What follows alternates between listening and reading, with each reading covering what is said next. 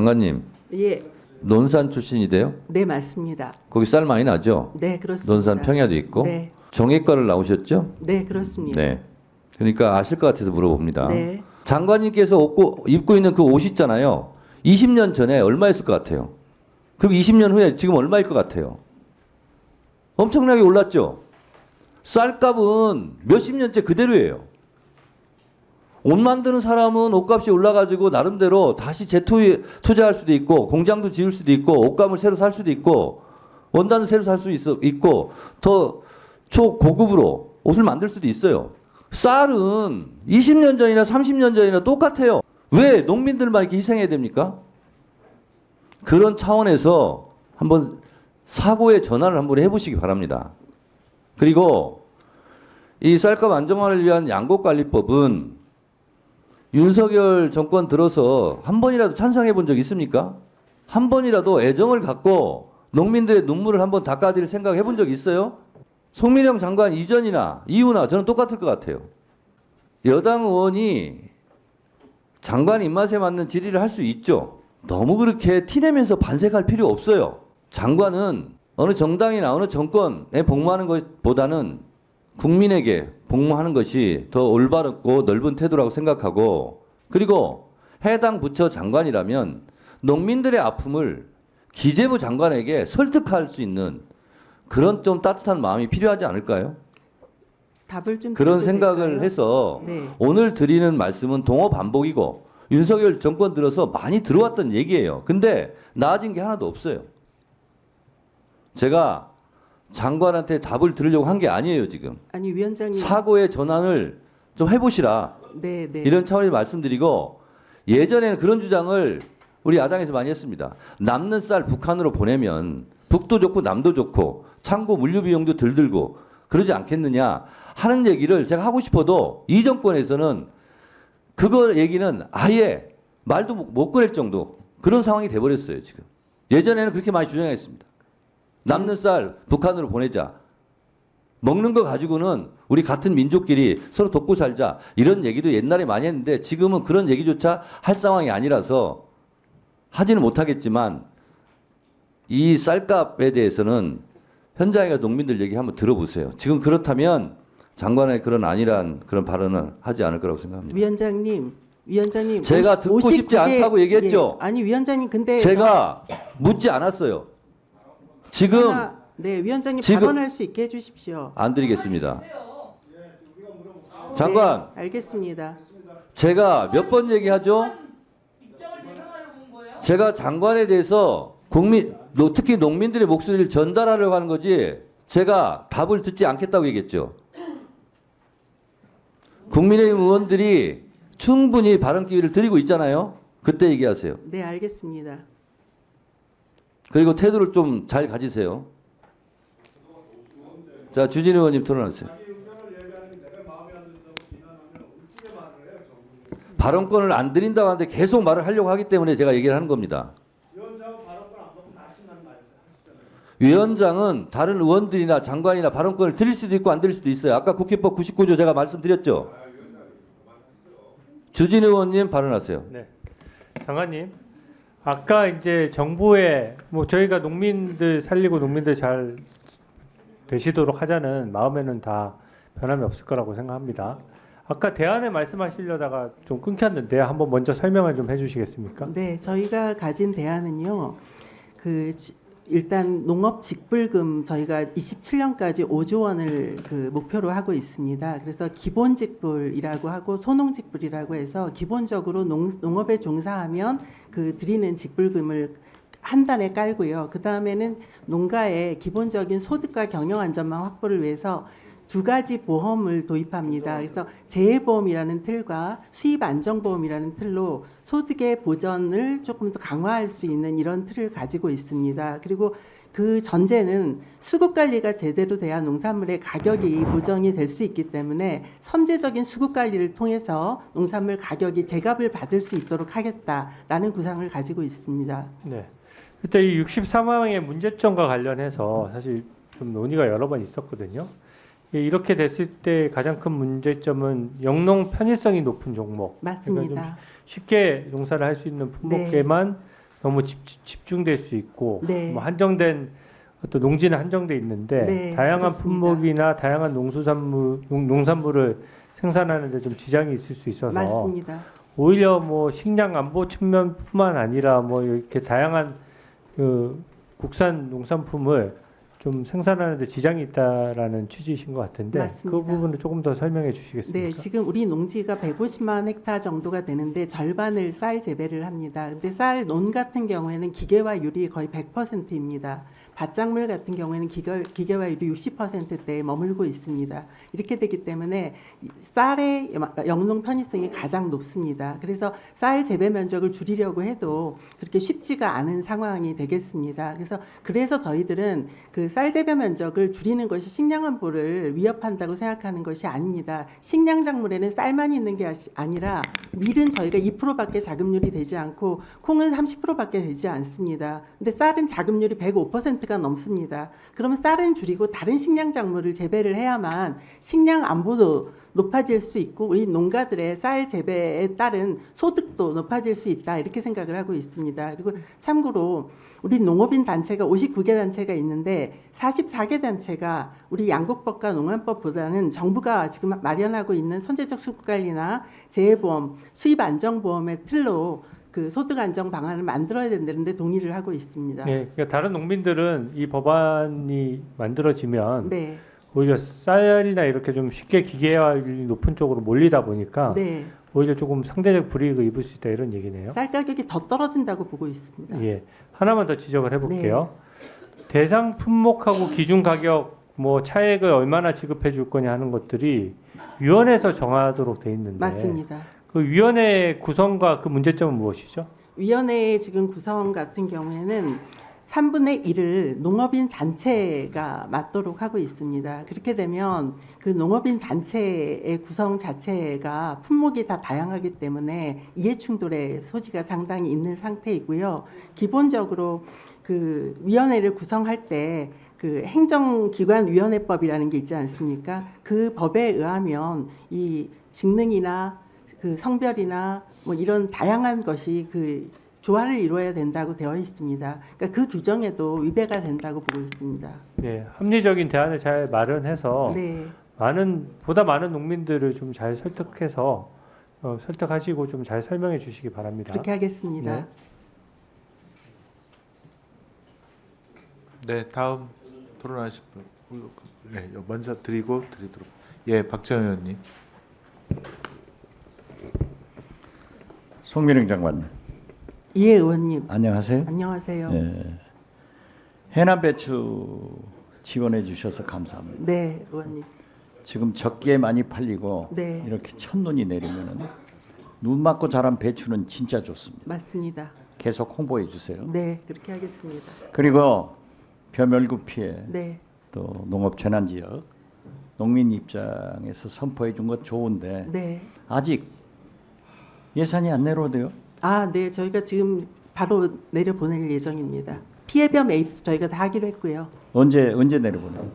올해 안에 다 끝납니다. 올해 안에? 네, 네. 그러면 아직도 40일 남았네요. 아닙니다. 그 전에 내려갑니다. 예, 빨리 네, 내려보내세요. 네, 네. 그렇게 하겠습니다. 저는 늘 방송에 나가서도 송미령 장관을 만나보니까 그래도 대통령과 달리 농민을 생각하더라. 농촌에 대한 애정이 있더라 했는데 어제 보도를 보고 깜짝 놀랐어요.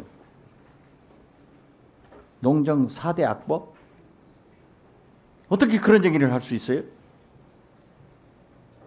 지금 농민들이 얼마나 고생하고 있는 거 잘 아시잖아요. 잘합니다. 잘 알면서 어떻게 그런 얘기를 해요? 의원님. 우리 그러니까 예, 농림부 장관은 농민 편에 서서 얘기를 해주는 것이 농림부 장관이에요. 당연합니다. 통일부 장관은 통일을 위해서 때로는 북한 편을 들어줘야 돼요. 국방부 장관은 국방이기 때문에 북한을 때려 부신다 이런 얘기를 해야 되는 거예요. 그런데 도대체 그게 그렇게 농정 4대 악법입니까? 의원님. 지금 추곡 수매 가격 정했어요? 추곡수매는 없어졌습니다. 없어졌죠? 네. 예, 없어졌지만은 그 값은 안정해졌잖아요. 그 목표 가격제가 20년에 폐지가 됐습니다. 그리고 그 대가로 우리가 직불제를 확장하기로 한 겁니다. 그리고 지금 추국 생산량은 늘어가고 소비는 줄기 때문에 생산을 감축한다. 네, 그리고 대체 작물로 한다. 네, 이런 지원 법은 지원 관계는 결정됐어요? 그럼요. 아직 안 됐다는데 구체적으로 내년에 저희가 지금 구상을 하고 내년에 있습니다. 아니라 지금 예측 가능한 것을 내놔야죠. 지금도 있습니다. 그런데 그렇게 그 사법이 악법이에요? 지금 문제가 너무 많아서요, 의원님. 문제가 많으면은 문제가 많다 네, 하는 얘기를 농해수위원회 가서 네. 얘기를 하고 맞습니다. 그 법에 대해서 얘기를 해야지. 그게 악법이다. 들어주시질 지금까지 않아요. 송민영 장관이 농민을 위해서 생각했던 것이 전부 무효가 됐어요. 아니에요, 의원님. 저는 그것이 아쉬워요. 의원님, 우리 쌀값 제대로 받아야 되잖아요. 그렇죠. 그럼 양국관리법 하면 쌀값 더 떨어집니다. 근데 어떻게 주무부처 장관이 이거를 아니 그것은 예. 송 장관의 생각이에요. 그렇기 아닙니다. 때문에 토론해봐야지. 그걸 그렇게 딱 단정적으로 악법이다. 아니요. 근데 농해수위에서 아무리 토론하자고 해도 의원님들이 토론을 안 하세요. 저한테 오세요. 저하고 토론하게. 알겠습니다, 의원님. 잘하세요. 대통령이 잘못하면은 장관이 농민 편을 들어줘야 저는 농민들 생각밖에 안 합니다. 안 하더라고요. 저는 농민들 생각밖에 해나 하지 배추는 않습니다. 생각했는데 아닙니다, 의원님. 그게 어떻게 4대 악법이라고 그렇게 아닙니다. 의원님 악랄한 제가 말씀을 하시죠. 의원님, 그러지 마세요. 의원님 법에 대해서 제가 설명을 드리면 의원님도 동의하실 겁니다.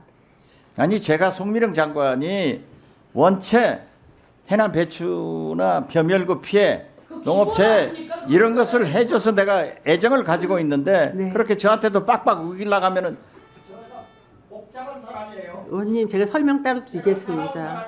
설명드리겠습니다. 아니 해남 배추 정도는 기본 아닙니까? 그거라서 잘하는 것도 아니고. 네, 수고하셨습니다. 아까 박준태 의원님. 네. 예, 국민의 박준태 의원입니다. 쌀이 우리 국민 주식이고 말 그대로 국민의 힘입니다. 그리고 농업과 농촌경제 핵심입니다. 이런 농업을 살리는 길이면 진짜 농민들 위하는 길이라면 얼마든지 투자해야 되겠죠. 그런데 이 법에 찬성할 수 없는 이유는 이것이 농업을 살리는 해법이 아니다. 이런 문제인식과 위기감 때문입니다. 법안 취지가 남는 쌀을 정부가 무조건 사준다는 거죠. 그리고 농산물 가격 폭락하면 최저 얼마는 받아야 한다 이런 기준 마련해가지고 차액을 보존해 준다는 겁니다.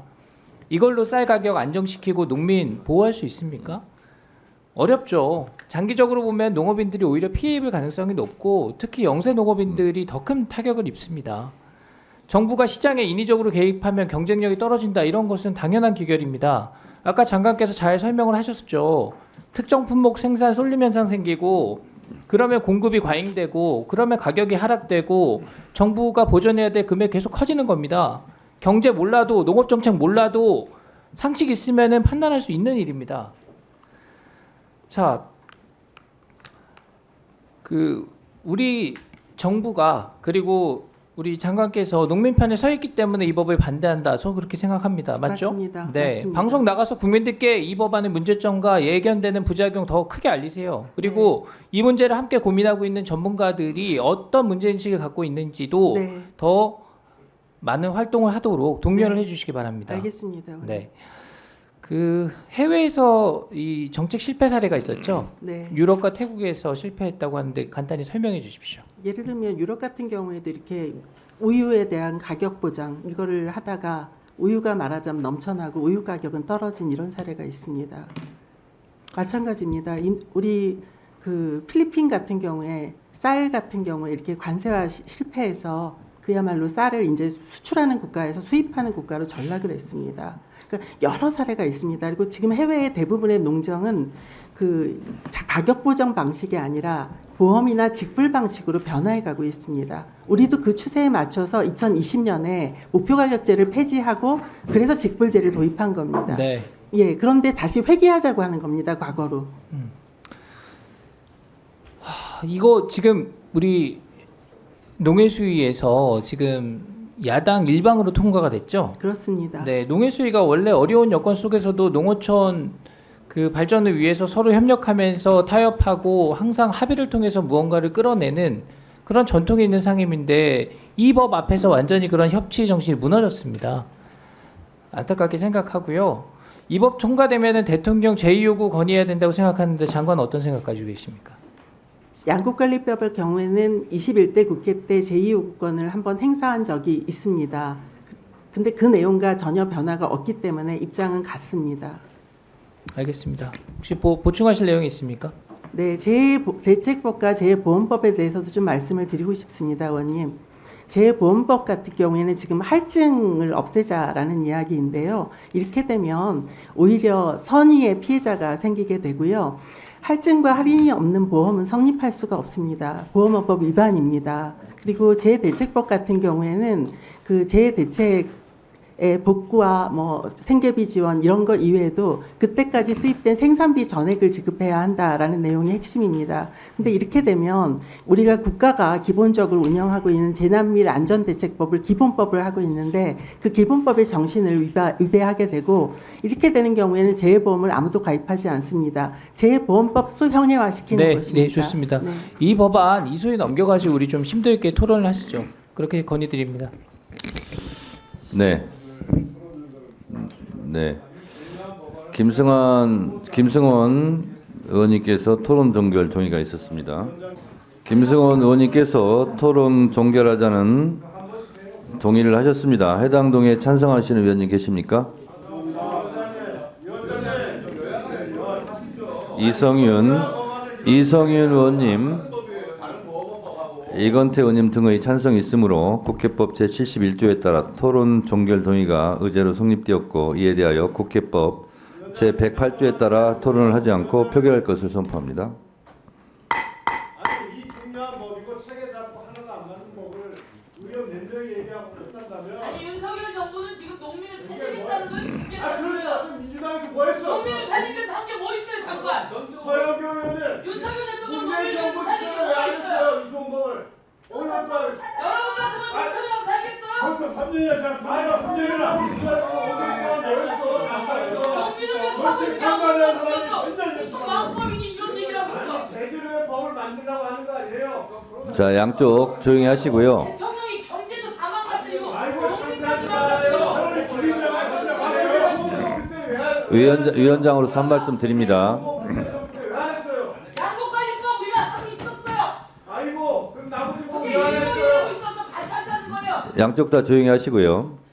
위원장으로서 한 말씀 드리겠습니다. 농림부 장관이 뭐 하는 거예요? 말 한마디에 천냥빚을 갚는다고 지금 국회의원들이 만든 법을 아니 망원인이 뭐냐고 정부 의원이 그 정당하게 얘기하고 문제 제기하면 그거 가지고 의결을 앞두고 이 시간에 얘기하면 되지. 좋은 대화를 비난하지 가진 거야. 마세요.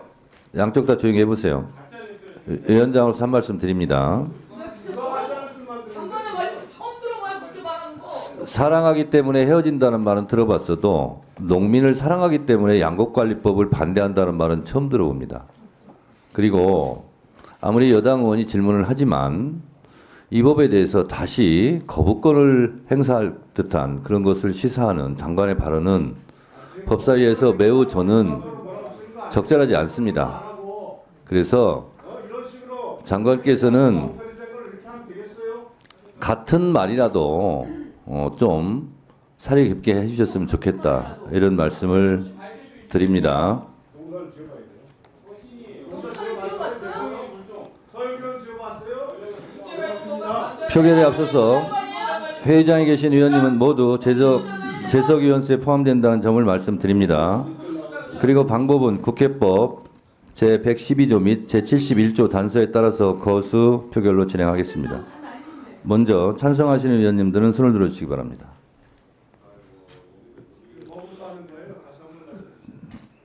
토론 종결 표결입니다. 내려주십시오. 토론 종결 표결에 반대하는 의원님들은 손을 들어주시기 바랍니다. 내려주십시오.